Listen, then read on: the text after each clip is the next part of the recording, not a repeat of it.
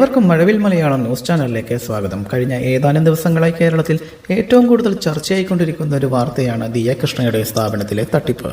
വാർത്ത വന്ന ദിവസം തൊട്ട് സത്യം ആരുടെ ഭാഗത്താണ് എന്നറിയാൻ മലയാളികൾ കാത്തിരിക്കുകയായിരുന്നു.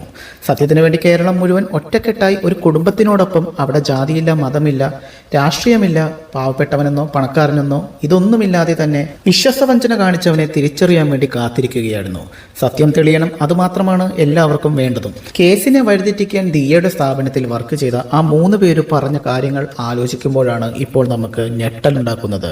കാരണം എന്തെന്നാൽ വ്യക്തമായിട്ട് അവർ ആ പൈസ എടുത്തതിന് തെളിവുകൾ ഉണ്ടായിട്ട് പോലും എന്ത് ധൈര്യത്തിലാണ് അവർ വന്ന് ഈ മീഡിയയ്ക്ക് മുമ്പിൽ ഇതുപോലെയുള്ള അപവാദ പ്രചാരണം ഈ കുടുംബത്തിന് നേരെ നടത്തിയത് എന്നാണ് കേരളത്തിലെ ജനങ്ങൾക്കും അറിയേണ്ടത്.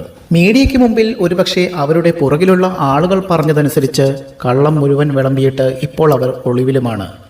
ഇന്നലെ മൊഴിയെടുക്കുവാൻ വേണ്ടി 3 വീട്ടിൽ പോലീസ് 2 തവണ എത്തിയിരുന്നു. എന്നാൽ മക്കൾ വീട്ടിലില്ലെന്നും വക്കീൽ ഓഫീസിൽ പോയിരിക്കുകയാണെന്നും വരുമ്പോൾ പറയാം എന്നുമാണ് പോലീസിന് വീട്ടുകാർ കൊടുത്ത മറുപടി. QR കോഡ് തട്ടിപ്പിലൂടെയാണ് കൂടുതലും പൈസ ഇവർ കൈക്കലാക്കിയിരിക്കുന്നത്. ഏകദേശം 66 ലക്ഷം രൂപ ജീവനക്കാരികളുടെ അക്കൗണ്ടിൽ എത്തിയിട്ടുണ്ടെന്നാണ് ഇപ്പോൾ കണ്ടെത്തിയിരിക്കുന്നത്.